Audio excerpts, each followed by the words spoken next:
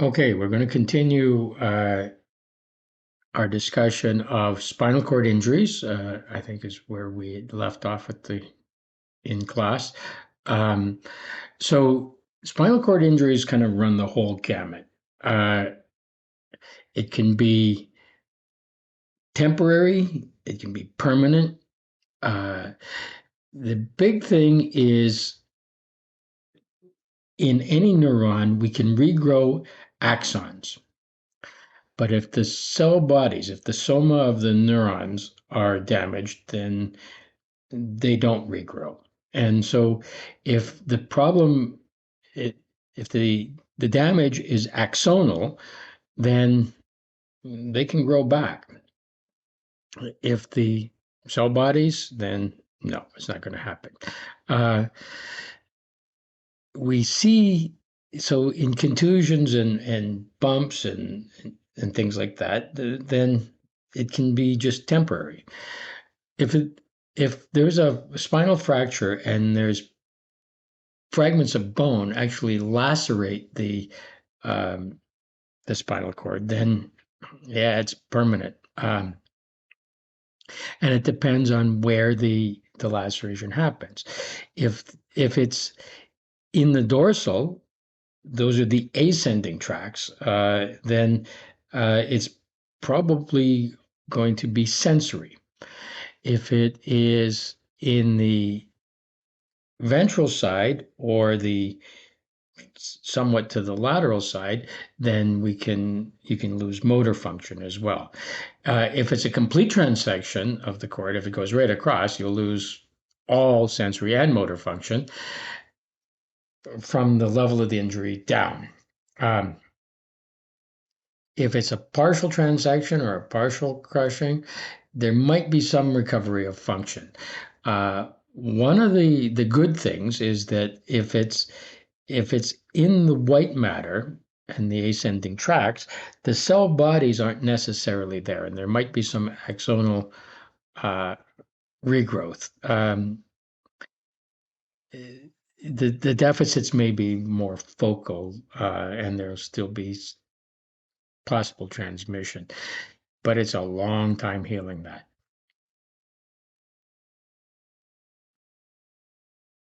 So, bruising is a very typical sort of thing, and the damage is reversible. Uh, if blood supply is disrupted and there's ischemia, uh, it will lead to cellular death and necrosis. So there, and again with necrosis comes inflammation. So there's a concomitant damage from that. And and if there's bleeding, you're going to have vasoconstriction around the area. So again, inflammatory sort of things. And and it's important that we understand where the the damage is, and you can really isolate the lesion. Now, if it's a frank lesion and fractures and that kind of thing, imaging does it. But a lot of times it's if it's bruising or some sort of shock like that, you have to come about it in different ways. And dermatomes and myotomes are the way that we do it. So dermatomes are for sensation. Here's the map. I talked about it in class, so I won't go over it again. But um, basically, we're little bands of that are supplied or innervated by sensory nerves. Okay. Um,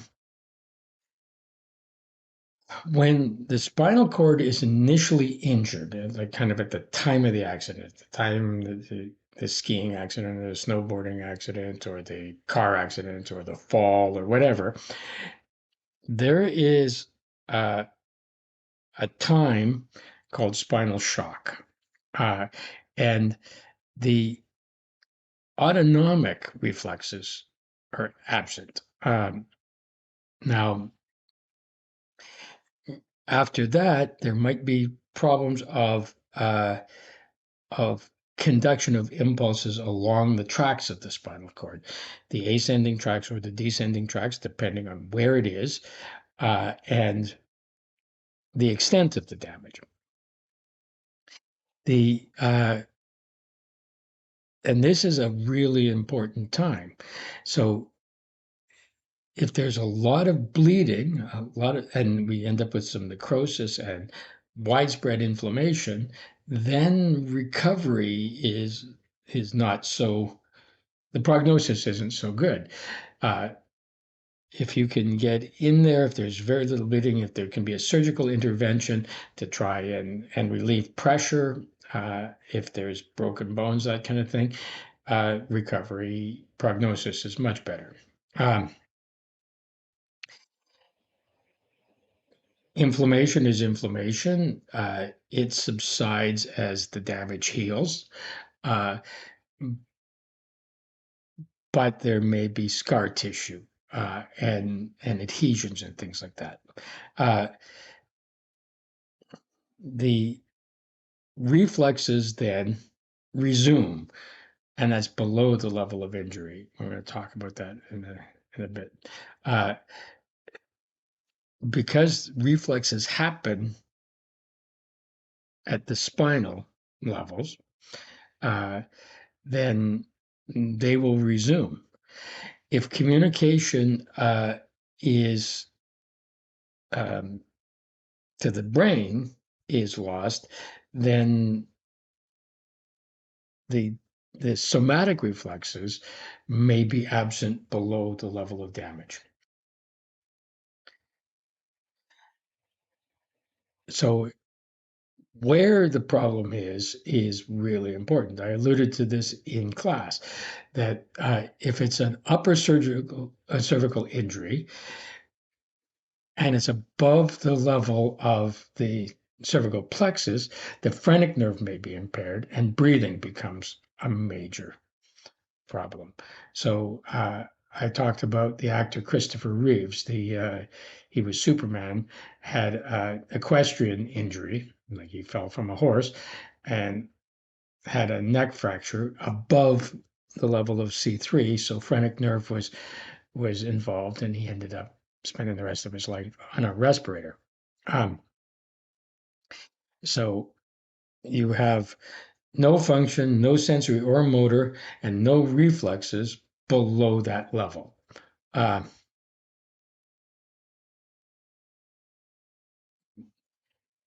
and this is during the spinal shock uh, time. Some of that might recover. Depends on necrosis, inflammation, etc. If if the injury is more in the lumbar, then everything above that injury will function normally, but there's no function at the level of the injury and below. Um, you might get reflexes present. It kind of really all depends. So, like I say, the first thing at the injury is called spinal shock, and that is kind of the absence of everything. And then there's a recovery period where functionality comes back. And that's when you get to assess the amount of functional loss, like the permanent damage. Um, so because of the inflammation, the spinal shock is all activity below the injury and a little bit above the injury, the area that's inflamed. Reflexes are gone. It's flaccid paralysis. All reflexes are gone, and control of autonomic function. So things like heart rate and all of that, blood pressure can be really severely impaired.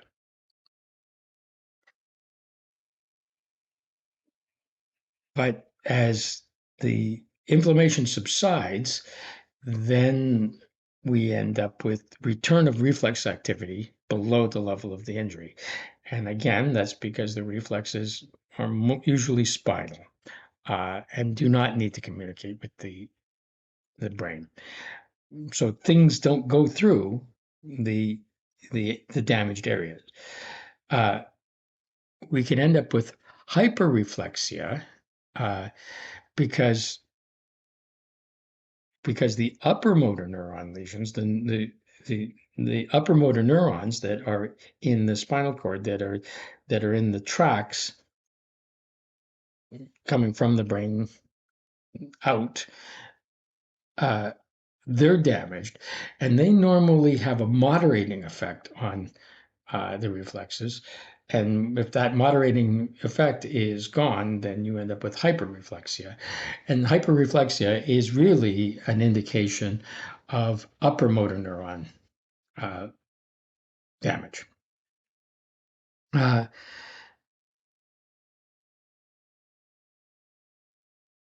it varies with people. We've probably said this a number of times already. The damage, temporary or permanent, is the levels below the site of injury. So quadriplegia is uh, a cervical injury, and you have paralysis in all four limbs. Paraplegia is lower thoracic or lumbar, and you lose the legs and maybe the lower part of the trunk.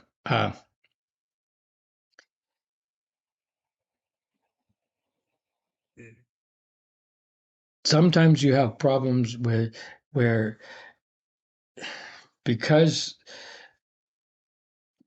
some tracks go all the way up to the brain and then cross over in the spinal cord or in the brainstem, and some tracks cross in the spinal cord itself and then ascend on the opposite side or descend on the opposite side. Uh, you can have, if the damage is to one side, you can have ipsilateral paralysis, so the motor on one side, and then contralateral loss of pain and temperature sensation on the other. So it all really depends on where the damage is and uh, where those neurons cross over to make it to the other side of the brain.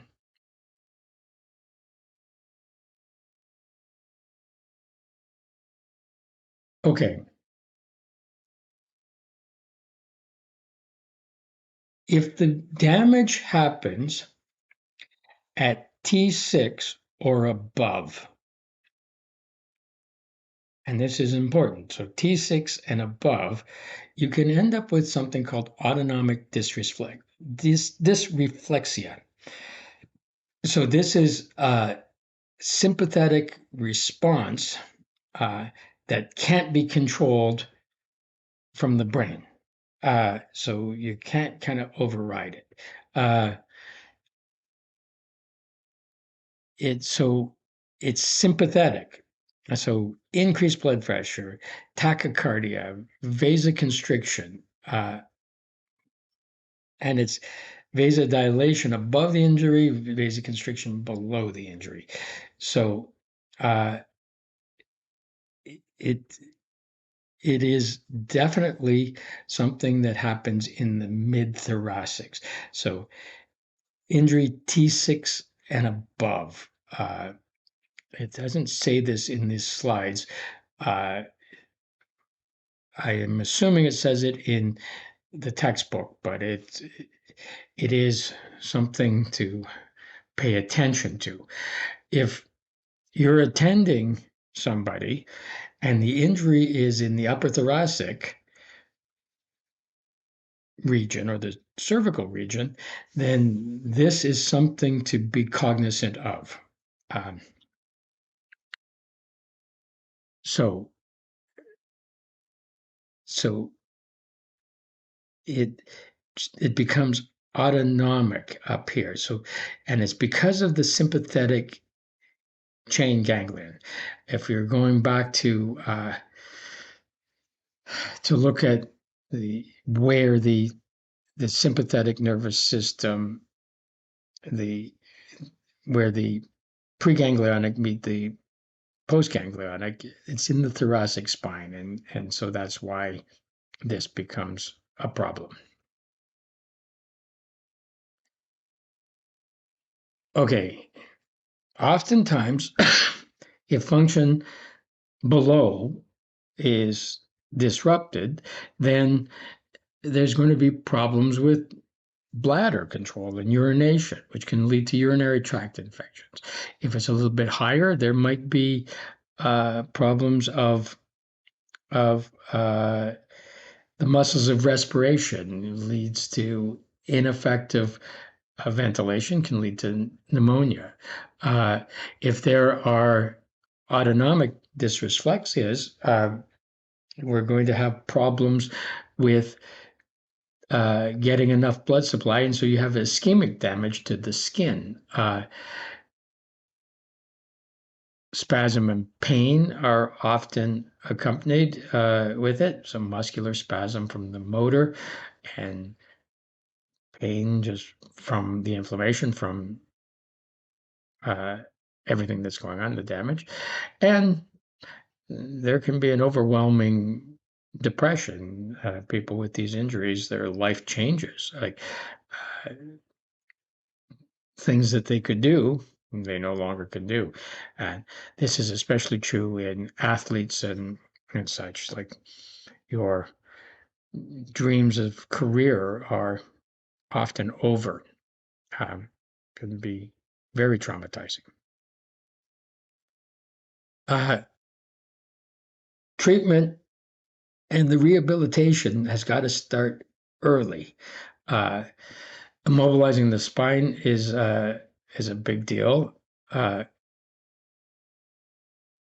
People go into shock from it, so maintaining blood pressure and breathing uh, matters. Uh, Removing the pressure against the spine, if there's fractures or if there's uh, massive disc herniations or things like that, so traction or surgical removal of those things may be warranted. Stopping the inflammation, so steroidal anti-inflammatories, the glucocorticoids is a big deal.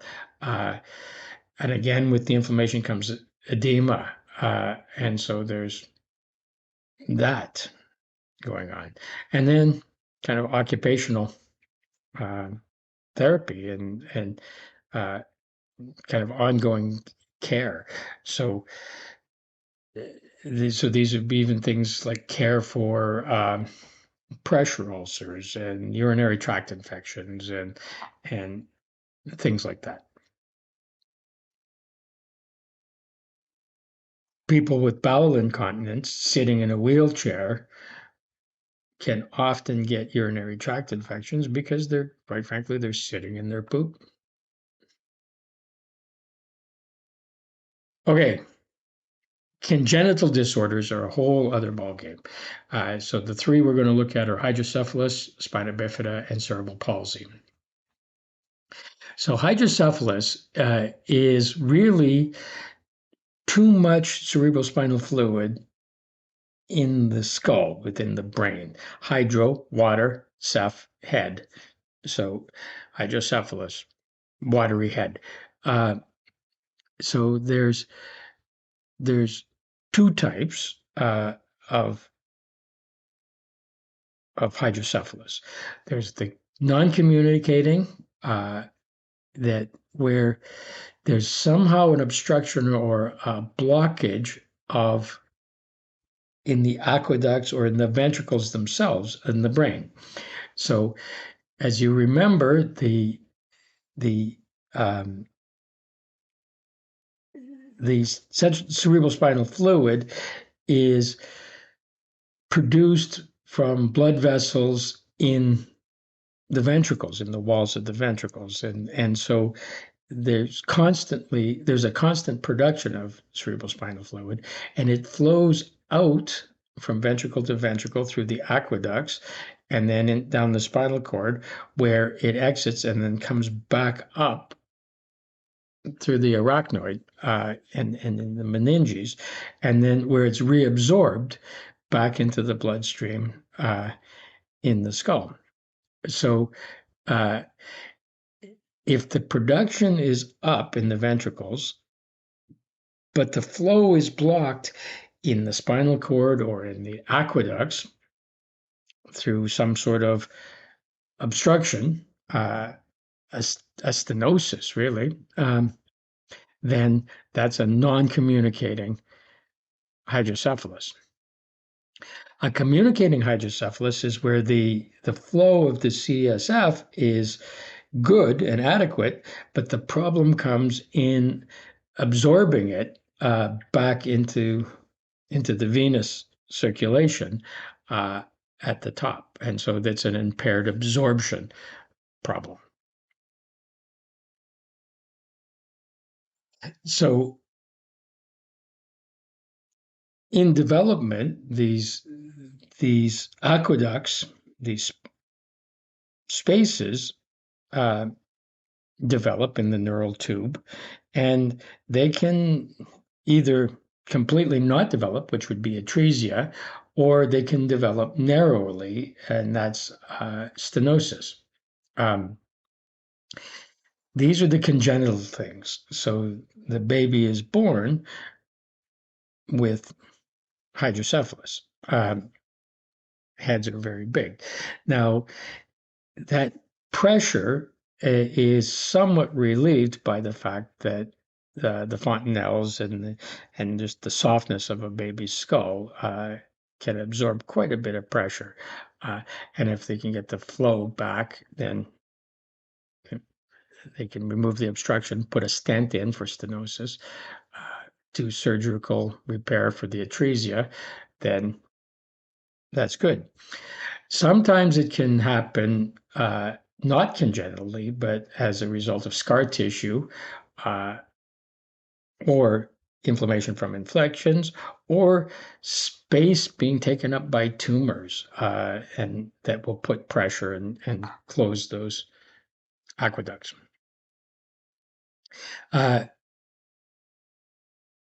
So normally it's some sort of a neural tube defect and stenosis. It could happen actually a myelomeningeal seal. So that's a problem of the meninges and the spinal cord, and fluid builds up. It's a seal is a fluid-filled space. And then what that actually does is it causes a pressure and compresses from there. But no matter what, the obstruction leads to back pressure into the ventricles. And because that's where the fluid's being produced and it's not escaping. So therefore, the pressure builds up in the ventricles. And it compresses the blood vessels and the brain tissue around the ventricles. It can lead to problems. So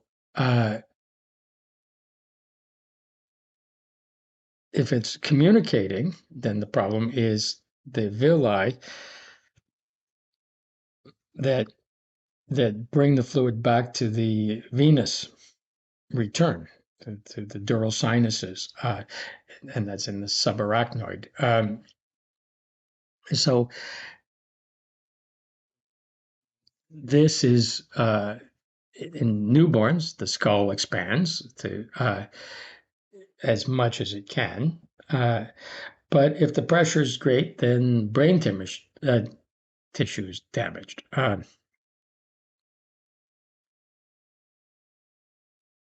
So if it happens later, then there's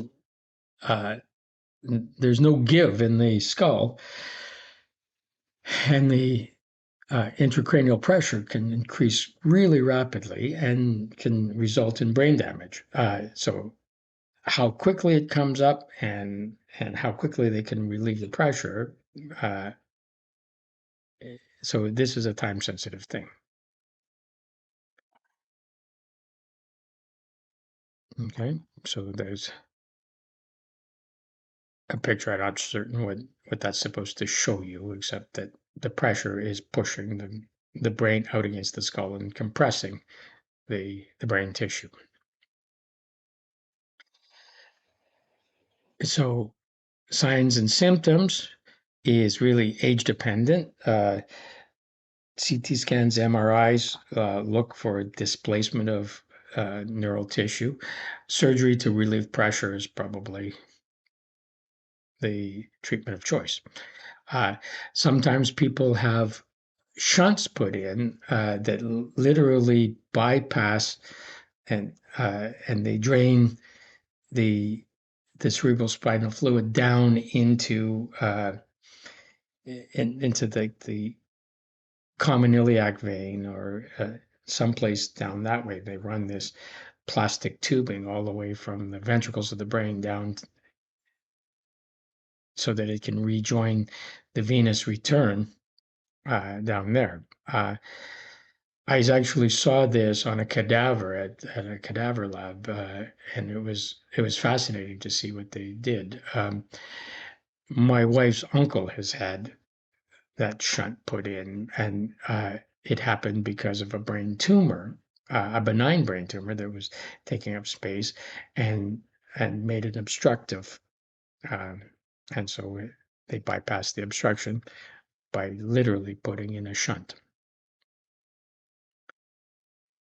Okay, spina bifida is a problem of it's a congenital problem of the development of the spine and content of the spine. Uh, it's multifactorial. There is genetics involved, but genetics kind of loads the gun and environment pulls the trigger. So there are a bunch of environmental factors. There's three fundamental types. There's spina bifida occulta. So so bifid means two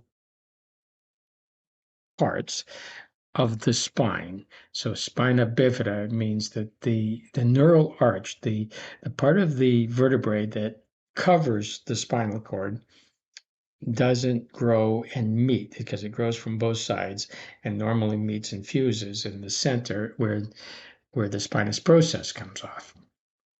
This doesn't happen, so you end up with two parts. So it's bifid. Occult means hidden. So spina bifida occulta is the spinous process isn't formed. The neural arch doesn't fuse. Now it's occult because it usually doesn't have any symptoms. Sometimes there's a little tuft of hair grows over the spot. Um, and so that's a bit of a clue.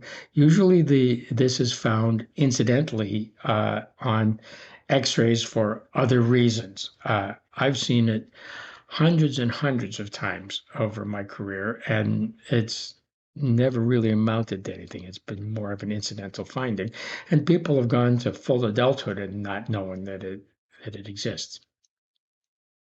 Now, if the neural arch has a big gap in it, then what can happen is the meninges can protrude through the opening, kind of herniate out, and that's called a meningeocele.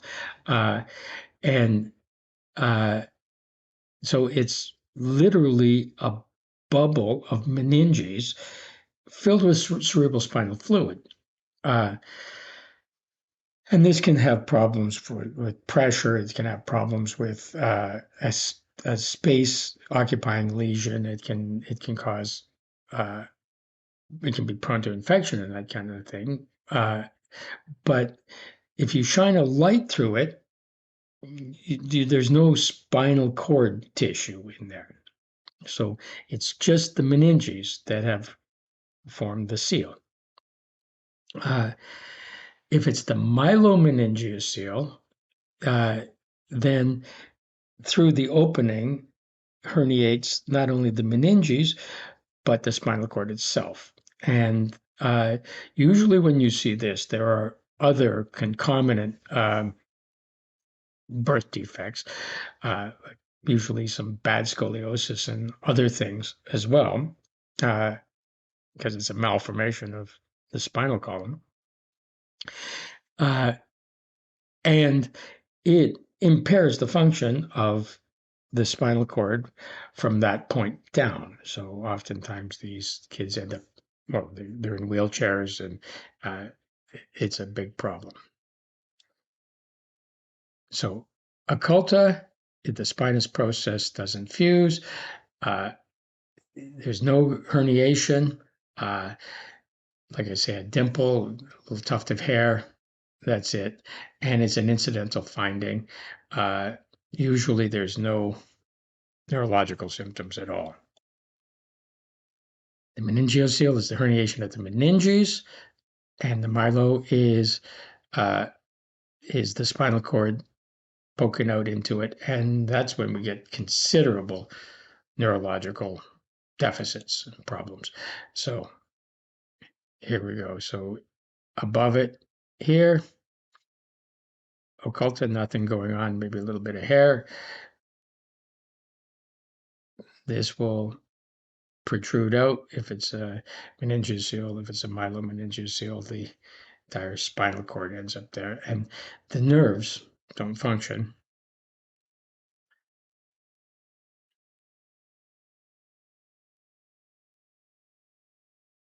Folic acid was always considered to be a problem, and it's one of the reasons why in North America and Canada, most women that are pregnant take folic acid supplements. Part of that is to remove a major environmental factor to spina bifida. It runs in families, but again, it's probably multi-gene. Um, it's probably got more to do with gene expression than it has to do with particularly bad genes. So it runs in families, but it's not a clear-cut genetic thing.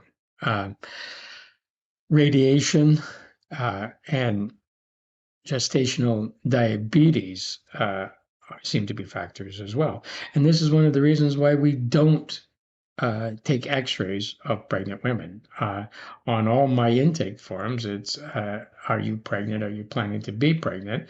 And the main reason for that is to inform whether we do diagnostic imaging or not.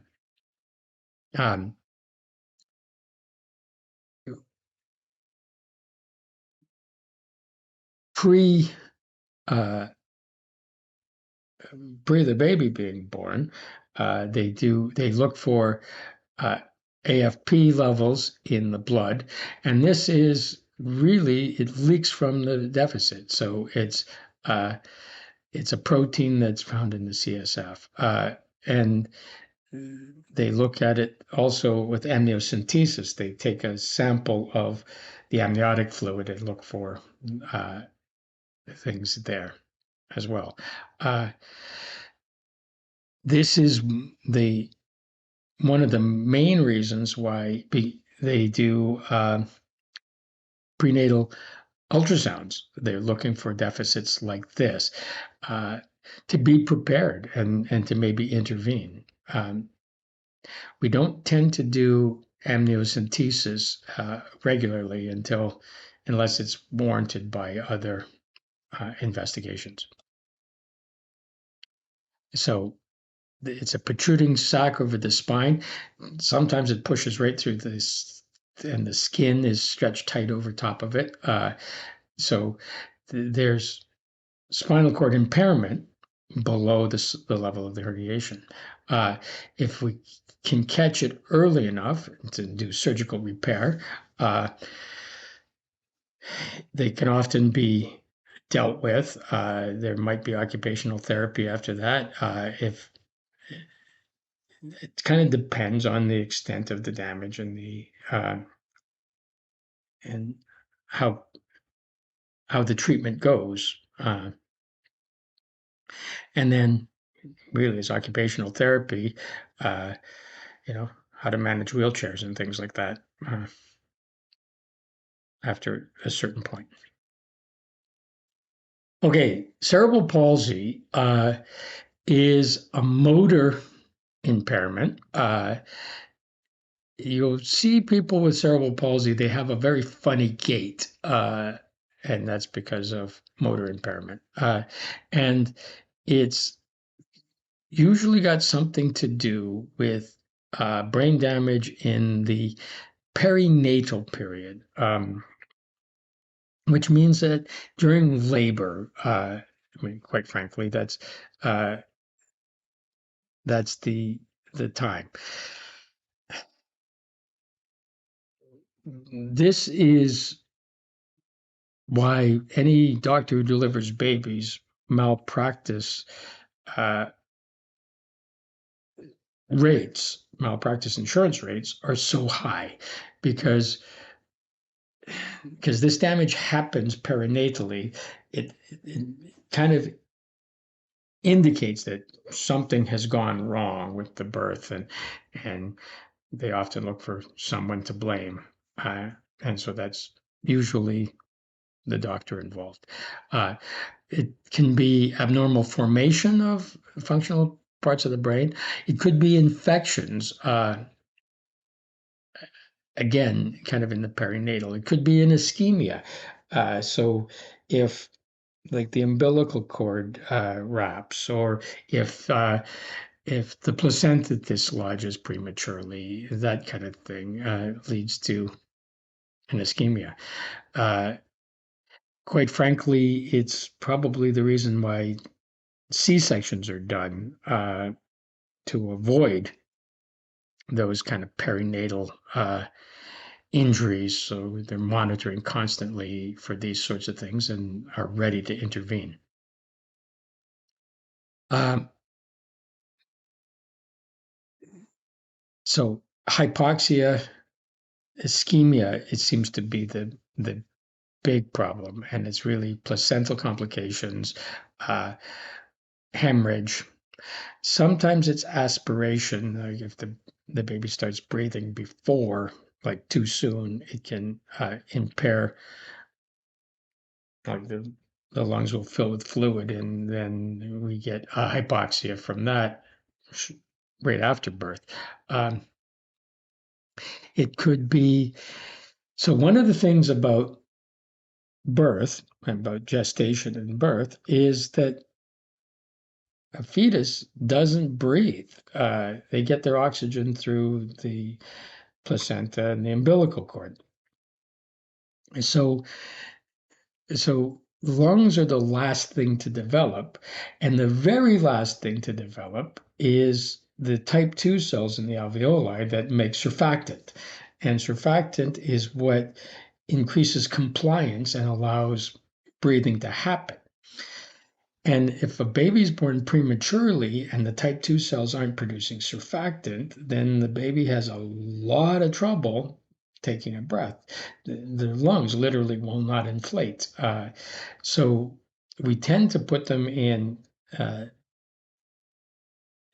NICU unit, like in a neonatal intensive care unit, and they go into a box, an incubator, and the air that's pumped into them has a surfactant in, so they're breathing the surfactant until they can produce their own to end respiratory distress.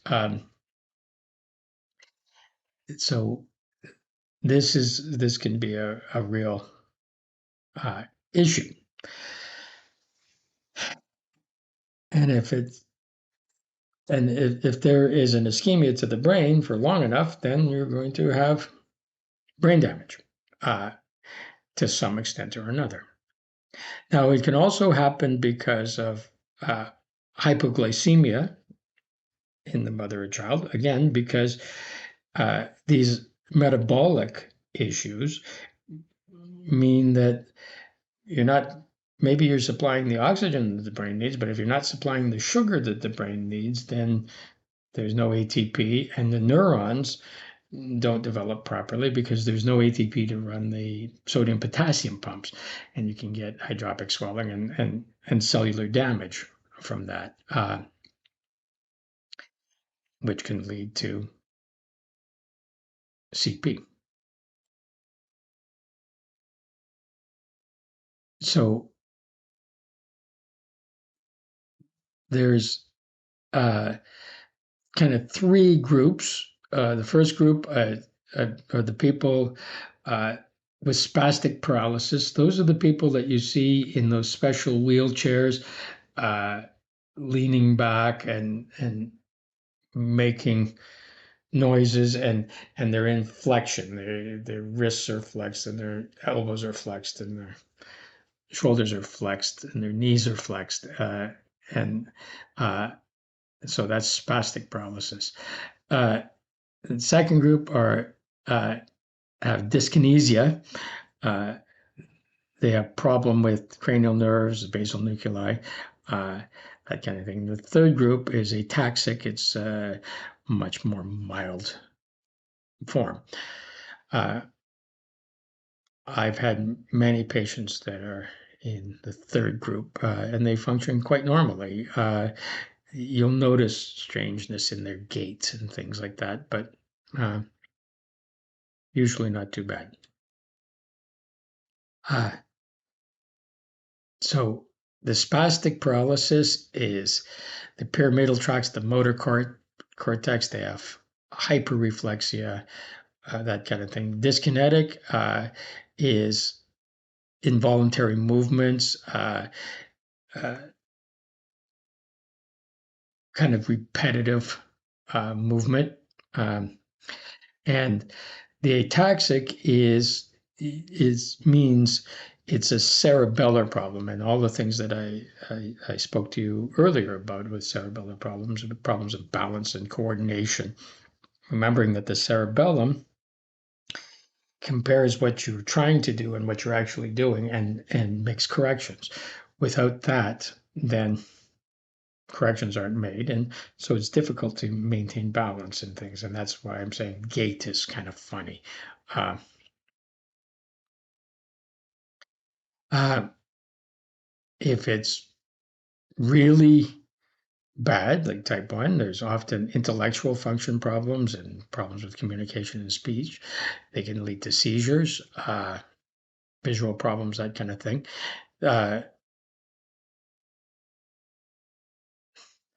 But it all has to be assessed individually. Uh, Stimulation programs, language, uh, pathology, that kind of thing, physical therapy, supported devices, occupational therapy. Again, depending on the extent, depending on the area, uh, some of these things can be really helpful. In the real severe cases, it may be pointless. Okay, seizure disorders really are like the epilepsy. So this is excessive discharge of neurons in the brain. So you have generalized and partial. Multifactorial can be a lot of different things, and we classify them usually by their clinical features, and then we've correlated the clinical features with location in the brain. But probably the initial classifications were all clinical features. Uh, so, so what happens is, you know how when you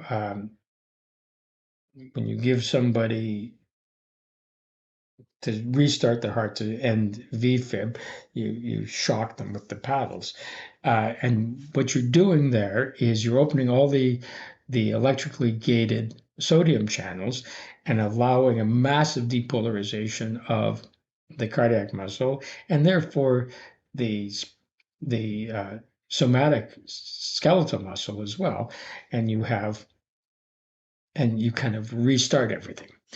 Well, the same thing can happen in the brain. It's almost like a massive action potential where you have spontaneous depolarization of neurons. Like the sodium channels open and the neuron depolarizes, and and seizures will happen until the resting membrane potential is reestablished. So that might be a few seconds, might be a minute or two.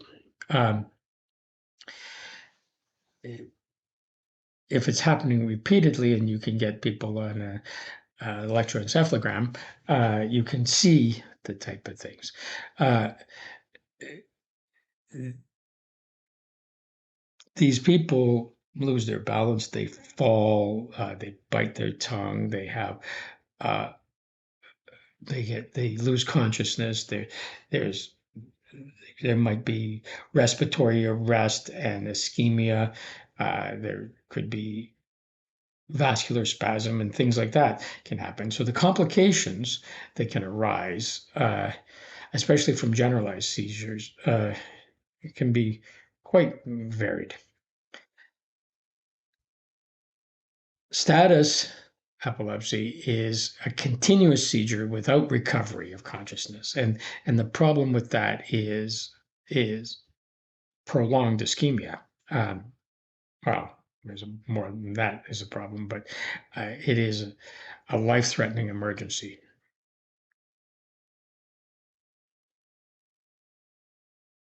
Don't really know what causes them, but there may be precipitating factors. Uh, Big ones are loud noises or bright lights, uh, and sometimes patterns.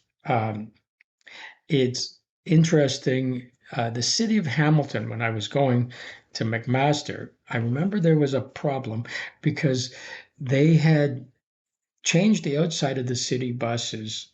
Uh, they put this decorative panel on the city buses that was a checkerboard um, pattern. And when the buses were moving, that movement of the checkerboard pattern was actually, it was reported that it triggered a number of people to have epileptic seizures, and they changed the paint on the buses because of that. Uh, and that's when I first actually became aware that you could be these kind of physical stimuli uh, could cause it.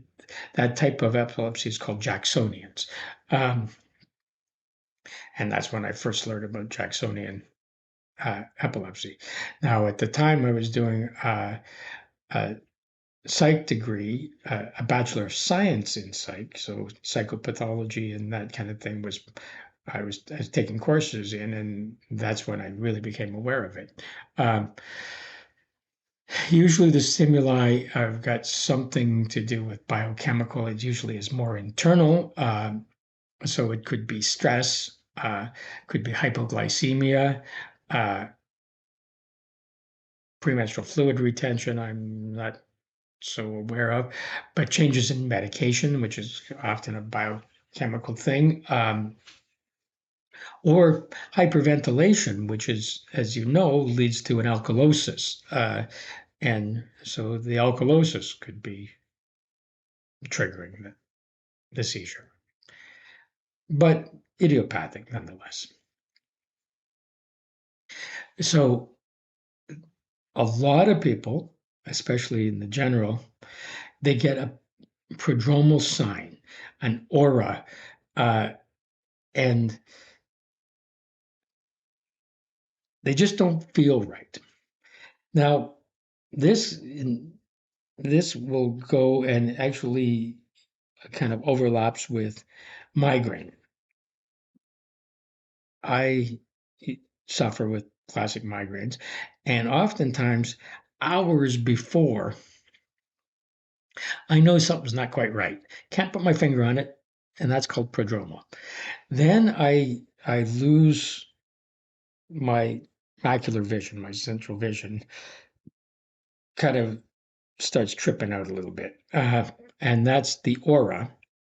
and then I end up with the headache. Well, people with epilepsy have an aura, they know, and then there's a loss of consciousness. Uh, so then you get tonic muscle contraction, and then clonus. So we call this tonic clonic. And then the contractions subside, and then uh, the person wakes up usually confused, and their muscles hurt because of the tonic clonic nature of it, and then they fall into a deep sleep. And we call this the post-ictal period. So that's a grand mal seizure. Uh, Sometimes, if it's not generally in the brain, it's focal. There's partial seizures. So could be repeated motor activity, could be uh, auditory or visual hallucinations or experiences. But these people don't lose consciousness.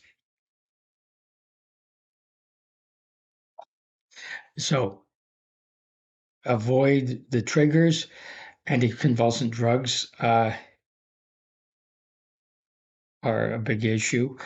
Once the seizure starts, it can't be stopped. It has to run its course. Uh, these people have trouble with driver's licenses and things because they really don't know when it's going to hit. So it can be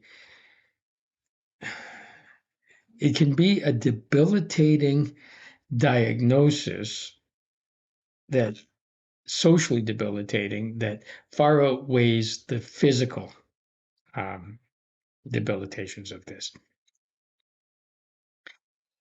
Okay, degenerative disorders, multiple sclerosis, Parkinson's, Lou Gehrig's, myasthenia gravis, Huntington's. So MS is a loss of myelin in the central nervous system, so the brain and spinal cord, and or the cranial nerves. And it is a wild thing. I don't think there's any two people with multiple sclerosis diagnosis that have the same symptomatology. It varies over time. It varies from individual to individual. Uh, it varies in severity, with the rate of progression, and all kinds of things like that. But what's going to happen is uh, patches in the nervous system will lose their myelin, and so saltatory conduction, they lose the white part of the white matter, and so conduction rates vary quite a bit, which gives real problems with coordination and signals arriving at disparate times. So so there's a loss of the myelin in the white matter, and uh, then this leads to inflammation, and then the inflammation can cause more demyelination. So the early lesions are just an inflammatory response with some loss of myelin, and then as it progresses, the inflammation becomes larger and larger areas, and the areas of demyelination become larger, and we call them plaques. The These become visible on imaging, and so you can actually see the MS plaques when imaging is done. Now the plaques will grow and they may coalesce into a single patch, but the area where the plaque is creates focal neural deficits. It's communication, really.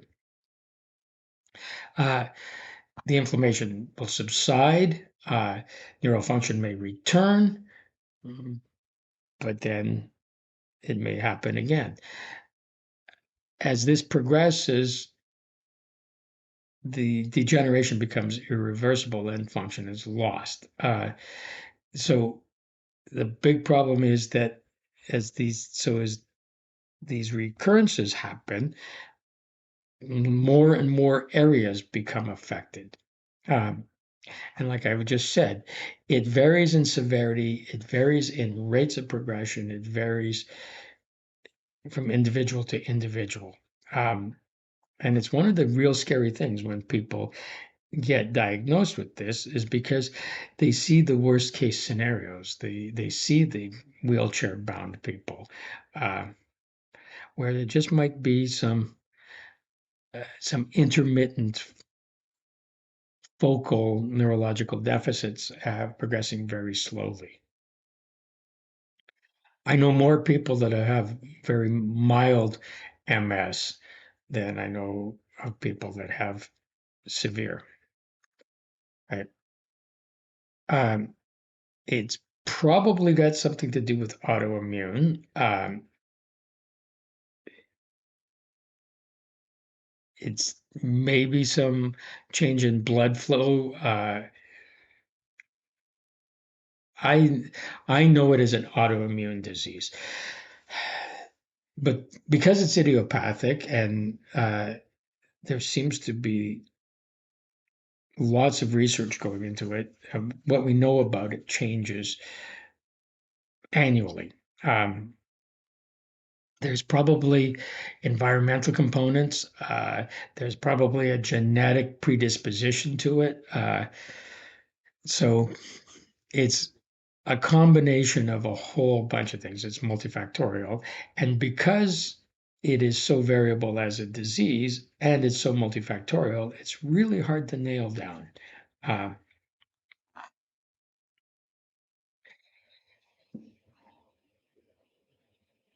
Oftentimes, people get weakness and tiredness, and those are symptoms that people ignore. They think, "Oh, well, I'm getting older," or they have, "I'm really tired. I'm really stressed out." They don't pay attention to it. One of the big problems, and I think one of the things my understanding is diagnostically, what people go for help with is diplopia. Um, and what's going on here is the ocular motor and the trochlear and the abducens nerves are not functioning at the same rate. So, so for instance, if you were to look to your right, it's the abducens nerve on in your right eye doing the lateral rectus muscle, but it's the ocular motor nerve in the left eye doing the medial rectus muscle, and your eyeballs have to track together. If the signals to one of those nerves is delayed compared to the other, then your eyes will not track together and you will end up with diplopia. Um, Scotoma is a loss of central vision. It can be blurred vision. Uh, People have painful joints from it, areas of numbness. It's a progressive weakness, loss of coordination, incontinence, that kind of thing. Chronic fatigue can follow. And again, follows courses of exacerbation and remission as well. Uh, Kind of two steps forward, one step back sort of thing. So uh, if there's if it's in the cerebellum, you get ataxia, you can get tremors, cranial nerves, especially there's 3, 4, and 6. You're going to have diplopia, weakness and paralysis in the motor tracts, the descending tracts over here, the ascending tracts. Uh, we'll have paresthesia, numbness, that kind of thing.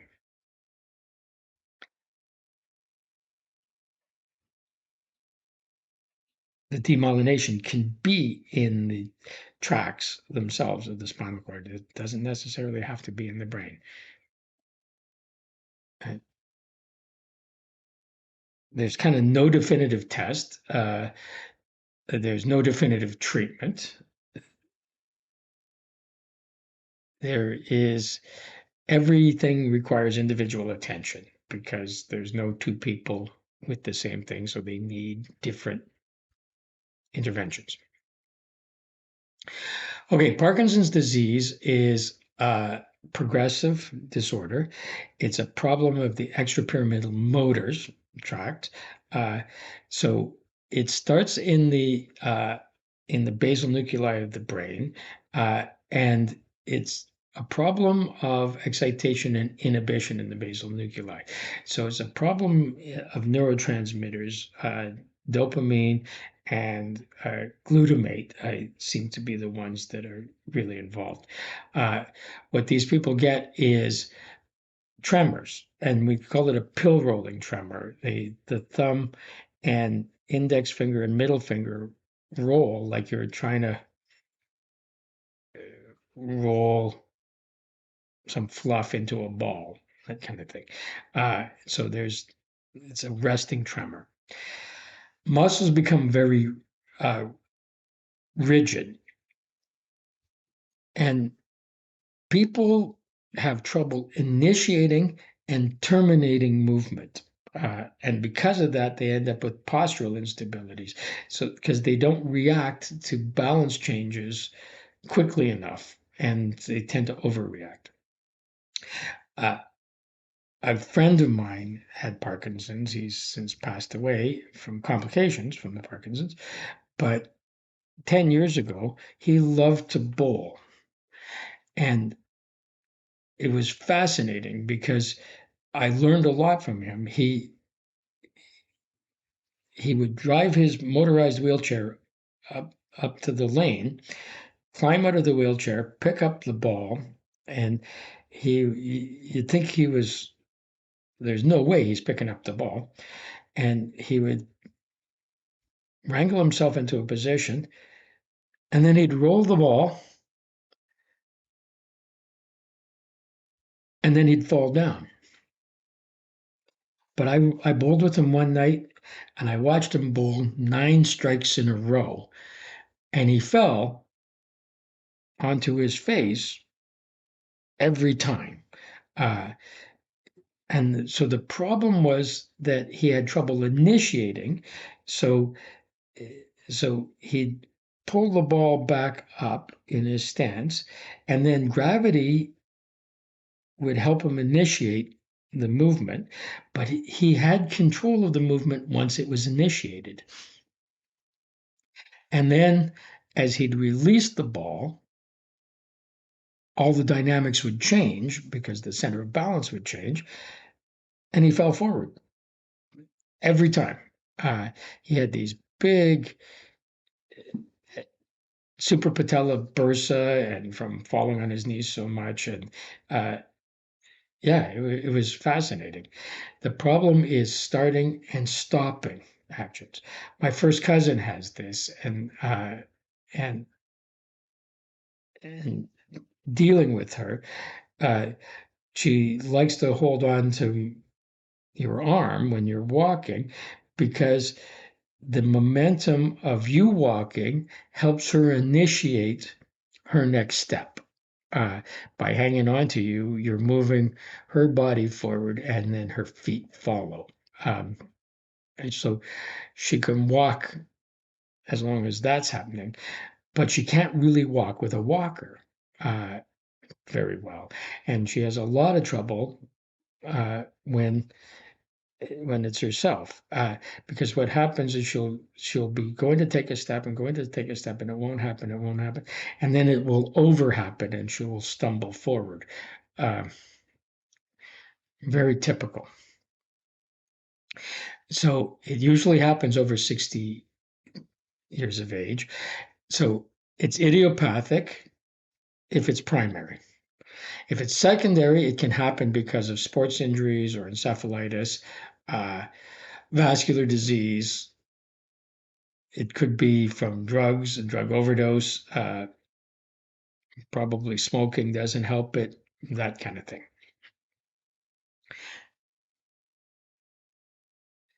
So early signs are fatigue, weakness, and aching, uh, a loss of flexibility, changes in facial expression, and tremors in the hand, repetitive pill rolling, it's called. If you if you watch interviews with Michael J. Fox, the actor, he has Parkinson's, and you will see the facial expression problems. So later stages, lots of tremors, increased rigidity, difficult initiating movements, and so therefore movements are slow. Uh, Associated involuntary movements like balance and things are difficult. So people lean forward because it helps maintain gait. Propulsive gait means that you lean forward and then hope that your feet keep up with you. Uh, and complex activities are really quite difficult. So you see people with the tremor and the mask-like face, stoop posture, rigidity, short shuffling steps, and the center of gravity out in front of the feet as they're walking. Uh, they have trouble with inflection in their voice. Uh, and it's not, it says devoid of inflection. It's probably more inappropriate inflection. Uh, dysarthria, which is joints, problems with chewing and swallowing, blank stare, difficult with communication as it progresses. So Simon got more and more progressive, and he had trouble initiating words because it's voluntary muscles. Uh, can end up with autonomic dysfunction, uh, orthostatic hypotension, and urinary tract infections are common, especially when these people end up in wheelchairs and are sitting in a depends for too long. Maybe dementia. So there are drugs for it. Dopamine seems to be a big thing, dopamine replacement, to try and balance the uh, excitatory and inhibitory parts of the basal nuclei. Speech pathology, occupational therapy, physical therapy, uh, things like that. Okay, ALS, Lou Gehrig's disease, again, idiopathic, we don't know, maybe a genetic thing. It's degeneration of upper motor neuron uh, in the cerebral cortex, uh, or lower motor neurons in the spinal cord. It's probably both. Um, we don't see inflammation. Cognition is unimpaired. So Stephen Hawking's had this, and from his wheelchair with the little machine that made him talk like this, uh, still one of the most brilliant scientists of our age. I mean, uh, chair of mathematics at Oxford. Crazy. So upper motor neurons in the cerebral cortex. So we get spastic paralysis, hyperreflexia, because it's an upper motor neuron. I've already said that on this video.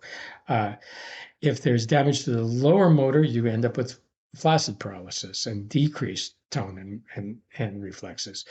But this is progressive weakness. So at first, you lose fine motor coordination, and then stumbling and falling happen. So you first might notice difficulty in writing or doing those fine tasks. Um, and then it progresses from there, often end up in a wheelchair. And then respiratory failure. You literally lose the motor neurons to your um, muscles of respiration. It's a slow degeneration. They they're looking at stem cell things. They're looking at pharmaceuticals. Respiratory therapy and appropriate nutrition are probably the biggest deal.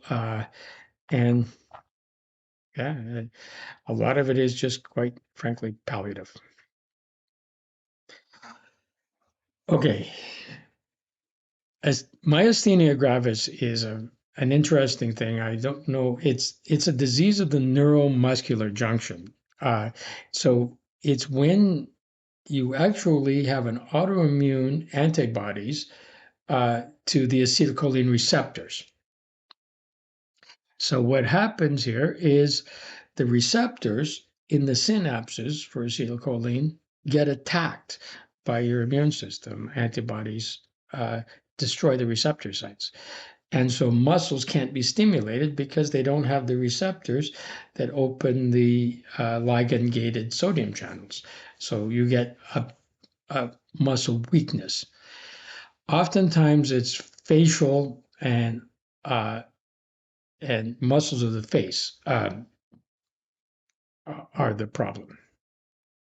Now, I've known two people with this, and I've heard of a number of others, but I personally have interacted with two different people with this. And one of the things that's fascinating is that we're constantly making new receptors, and the disease is constantly taking them out. So as long as the receptors are being made, kind of the muscle activity recovers. But then as you're using the muscles, the activity goes away. Now, I'm not positive, but I think that maybe the antibodies interact with the acetylcholine receptors that are interacting with acetylcholine. And so it's when you're using the muscles. And if you're not using the muscles, it recovers a little bit. So these people have their faces start to droop, and so they'll start a sentence using muscles and speak pretty normally, and then it starts to slur a little bit, and then stops. And then after a few minutes of rest, then they can say the next thing, and then it stops. Big problems with swallowing. Uh, so yeah, because you use those muscles all the time. So we look for serum antibody tests. The muscle weakness is primarily in the face and the eyes because you're moving those along. They can't track with their eyes. They have monotone speech, difficulty chewing and swallowing. Arms become weak, and respiratory muscles diminish, and so upper respiratory infections become common. Actually, all respiratory. So what they give these people is so acetylcholine is removed from the synapse by acetylcholine esterase, and so you want as much stimulation as you can. So they give these people things that inhibit the acetylcholine esterase. So you get a temporary improvement. There's inflammation, so the glucocorticoids are used. They try and remove the antibodies from the blood, like plasmapheresis, hemopheresis. Okay, Huntington's disease is an inherited disease, chromosome 4. It's autosomal dominant. So that means there are no carriers. So anybody that's heterozygous dominant or homozygous dominant will have the disease.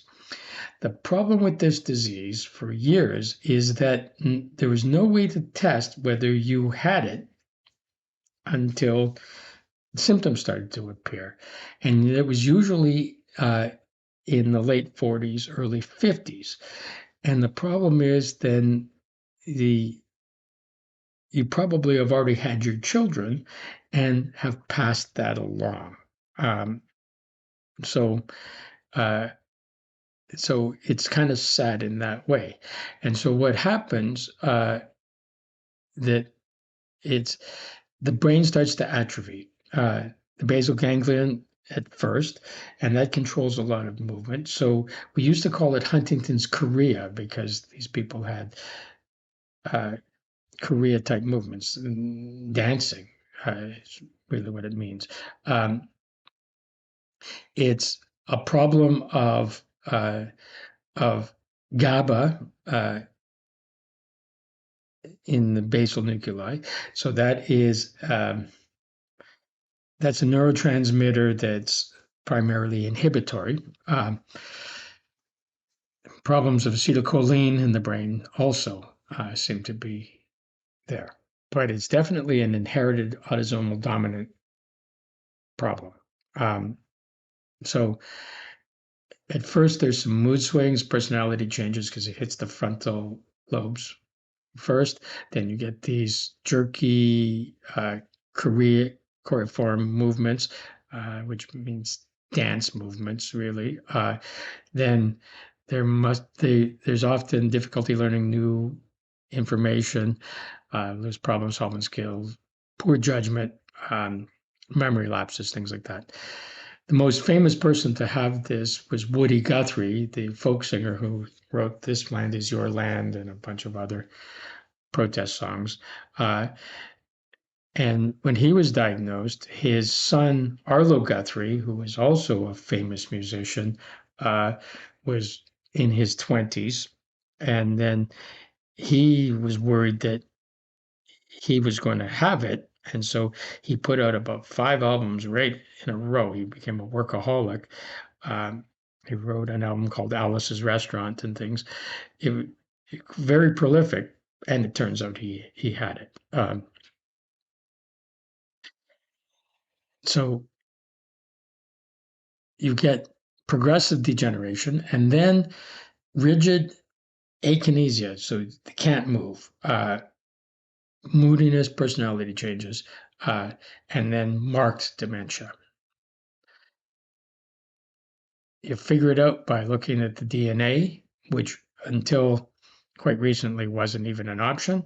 Uh, and there is really no therapy, uh, just maintain the symptoms.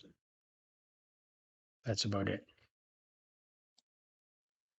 Which leads us to dementia. Uh, so it's a progressive disease and it's a problem of cortical function. So impaired cognitive skills, uh, judgment, learning, memory loss, confusion, personality changes. It happens for a number of reasons. Not the least of which is vascular disease, vascular dementia. That seems to revolve around hardening of the arteries and with the systolic going very high and the diastolic going very low. And so the brain is starved of oxygen for 2/3 of the time. It only gets oxygen during systole and leads to progressive ischemic degenerative changes like that. Infections can cause it. There could be some sort of genetic Lewy body and things like that. It seems to be a big thing. Uh, the one that everybody knows of is Alzheimer's. Alzheimer's has become almost synonymous with dementia. It's not, but it becomes a problem. So what this is atrophy in the cortex, the cerebral cortex, um, and a buildup of these proteins that are called neurofibrillary tangles and plaques. So Alzheimer's plaques. You lose neurons and acetylcholine diminishes. So it's diagnosed by exclusion of other things. It might be genetic. It runs in families, that kind of thing. It's a problem of, and so DNA problems seem to be it, because it's a problem of inappropriate proteins. It's progressive. It extends over a couple of decades. Behavioral changes are the big thing.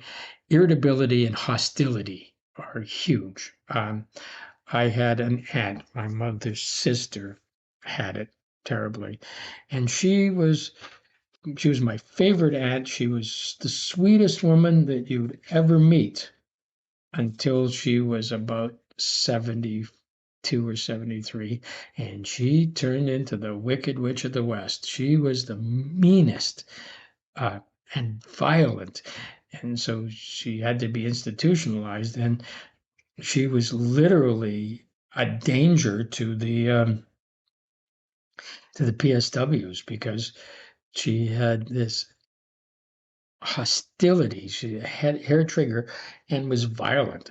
She had no memory of anything, very poor judgment, uh, cognitive function declines, memory. Uh, yeah, they lose the ability to recognize anything. They recognize people, environmental awareness. Uh, they lose the ability to function. The brain just atrophies. So there's no real treatment. Sometimes there's some temporary improvement, occupational therapy. It's really support, but it's support of the caregivers is the bigger thing. It's very difficult to be a caregiver to somebody with Alzheimer's. Uh, Vascular dementia leads to these small infarctions. So it's hypertension, but it's systolic hypertension. It's insidious, memory loss, apathy. And so this was my mother. She could remember stuff that happened in 1975, like it happened last night, but she couldn't remember if she ate lunch an hour ago. And she didn't care. She didn't become hostile. She she became like a toddler. Um, she couldn't manage daily routines, nothing. Uh,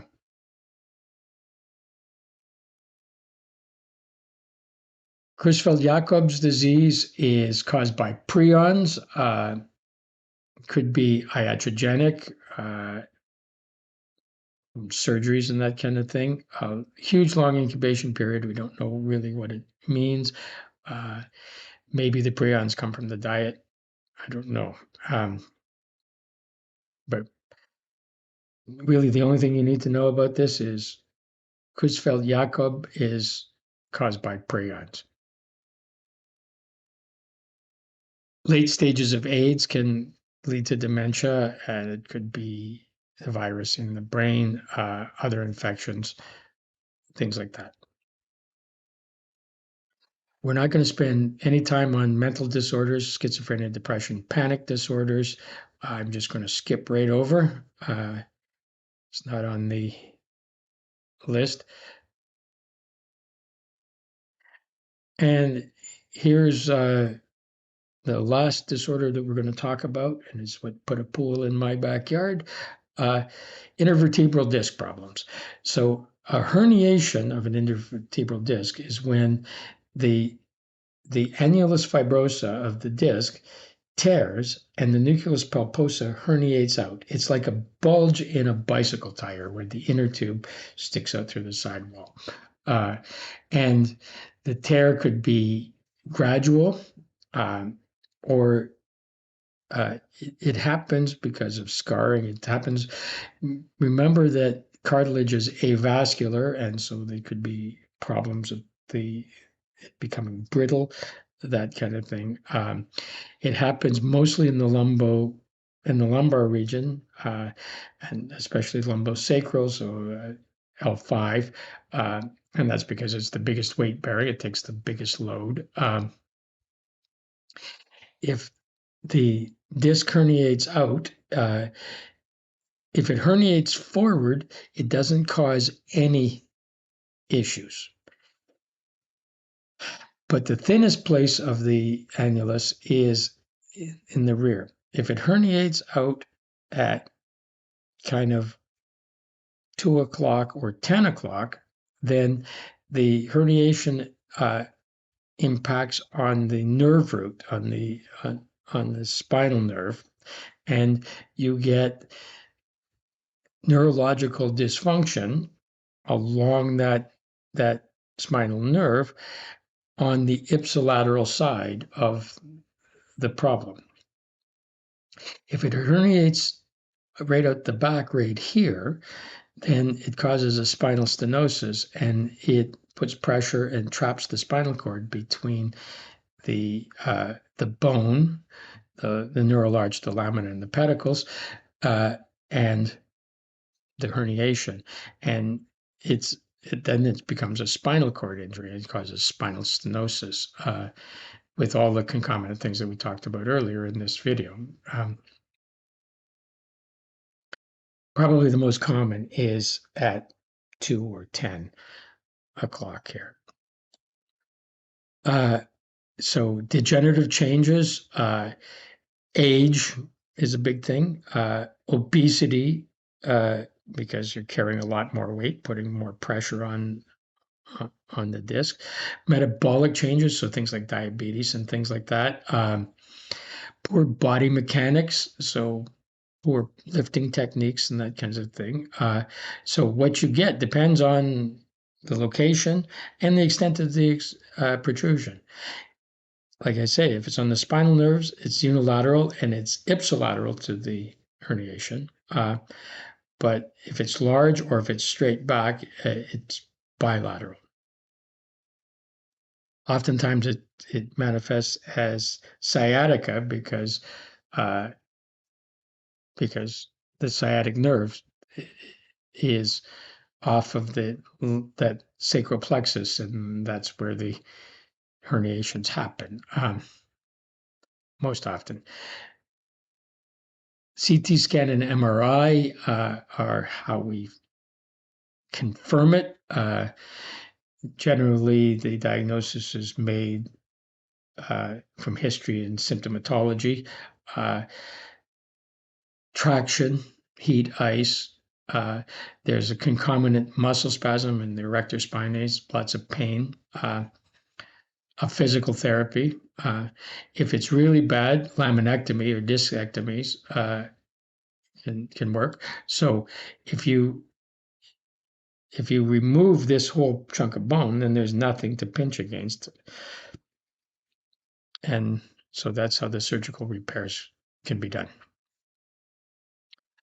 Okay, so that's it for the remainder of the neuropathology.